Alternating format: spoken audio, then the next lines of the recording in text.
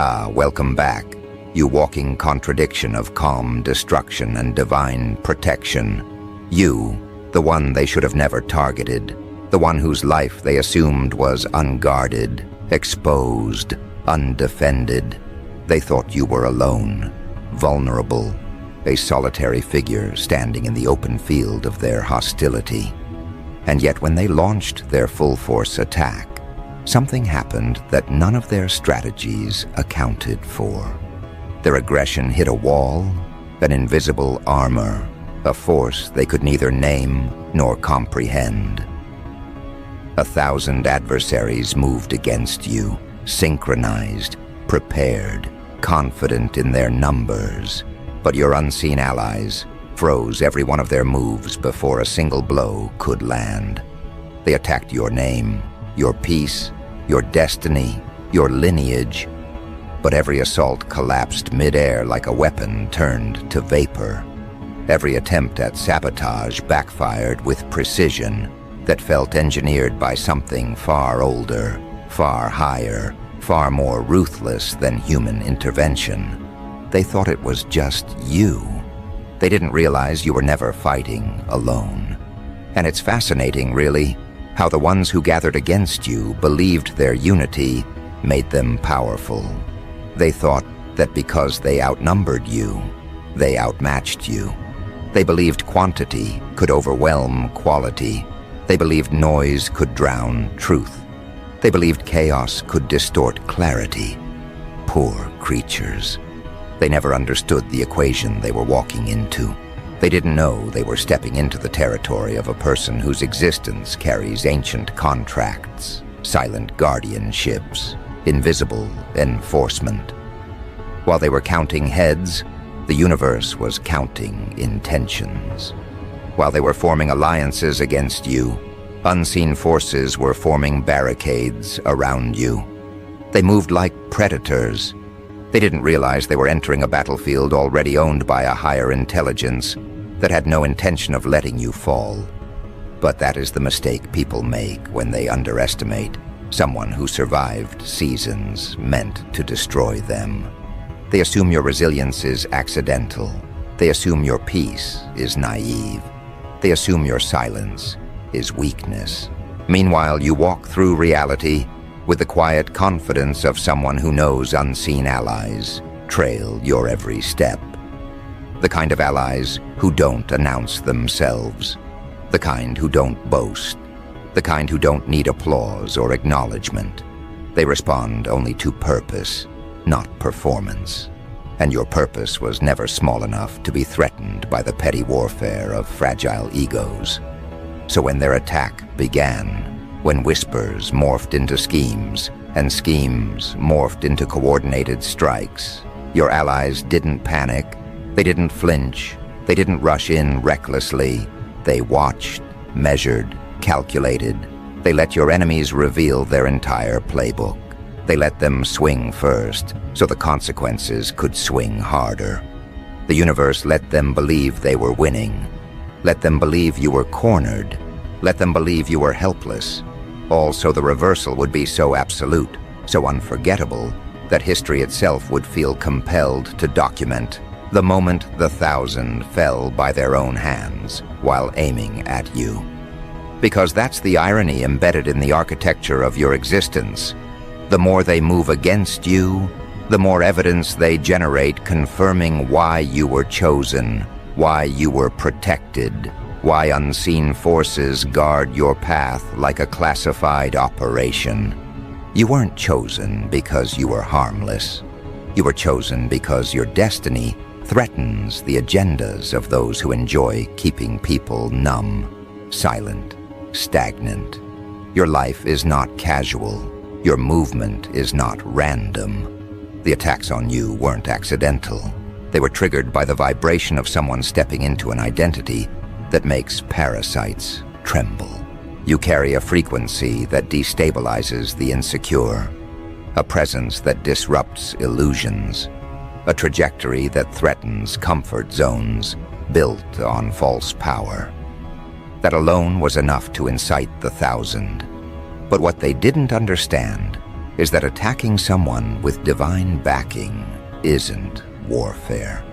It's self-destruction. Every move they made became a signature on their own downfall. You see, your unseen allies don't move like human protectors. They don't negotiate. They don't warn. They don't play defense. They execute inevitabilities. They freeze timelines. They redirect outcomes. They rearrange trajectories. They cloak your steps in anonymity until the moment you need to be seen. And then they amplify your presence with a force that makes entire rooms shift their energy involuntarily. While your enemies relied on numbers, your allies relied on precision. They strike in silence. They intervene subtly enough that the enemy never knows the exact moment their attack was disarmed. One moment they believe they've cornered you. The next moment their own confidence glitches, their alliances fracture, their intentions backfire. They enter the battlefield unified, but they exit fragmented, doubting everything, including themselves. But let's not pretend their attack didn't reveal something important. It exposed how deeply your existence affects people. It cracked open truths they tried to hide. It forced their shadows into the light. Their attempt to harm you revealed who they truly are, fearful, threatened, desperate. But their attempt also revealed who you truly are, a force that makes deception collapse under its own pressure, a catalyst that awakens dormant consequences, a figure who walks with unseen guardians that neutralize danger before you ever sense it. This is why they panicked after their attack failed. They expected you to break. Instead, you walked forward untouched. They expected you to retaliate. Instead, something higher retaliated for you. They expected you to shrink. Instead, your aura expanded, your clarity sharpened, your intuition heightened. Your spirit became something their weapons couldn't pierce, and that terrifies them more than their own failure. It forces them to confront a reality they never wanted to acknowledge. You were never the target. They were the sacrifice. Understand something. The 1,000 didn't gather against you because you were weak. They gathered because of the threat you posed to the illusions they built their identity on. They saw your growth as a warning. They saw your elevation as a prophecy. They saw your resilience as defiance against the limitations they surrendered to. And so they attacked not to destroy you, but to silence the version of themselves that knows they should have evolved instead of decayed. You became a mirror they couldn't bear to face, so they tried to shatter the reflection. But reflections backed by unseen allies don't shatter, they sharpen. And the allies that guard you, they are not sentimental, they are not delicate, they do not negotiate with threats. They intercept at the level of thought, dismantling the seeds of destruction before they can take root. They freeze intentions, they paralyze schemes, they turn calculated attacks into chaotic collapses. While humans use swords, your allies use timelines. While enemies use gossip, your allies use destiny. While attackers use numbers, your allies use inevitability. That is why the 1,000 never stood a chance. Let's talk about the moment everything shifted. The exact moment they realized you weren't fighting alone. The moment their strategies started falling apart in ways even they couldn't explain. One ally betrays them, another becomes silent.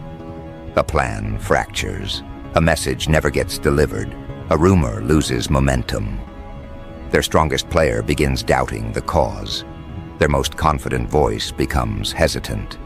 Their most strategic mind begins questioning whether targeting you was a fatal mistake. Their alignment dissolves like dust in water. They try to regroup, but there is nothing left to regroup with. The 1,000 become hundreds. The hundreds become dozens. The dozens become a confused handful. And the handful becomes one terrified mind whispering, "Why isn't anything working?" Because they were never fighting you. They were fighting something that responds only to truth, and truth was never on their side. And you just kept moving. Not aggressively, not dramatically, just steadily, like someone who knows the outcome long before the battle even begins. There is something unnerving about a person who continues walking while the whole world conspires against them, because that person clearly knows something others don't. They know the timing is protected. They know the path is reinforced. They know the allies standing behind them operate in dimensions the human mind cannot measure. Your enemies sensed this too late. They approached you with the confidence of giants, but collapsed with the fragility of glass.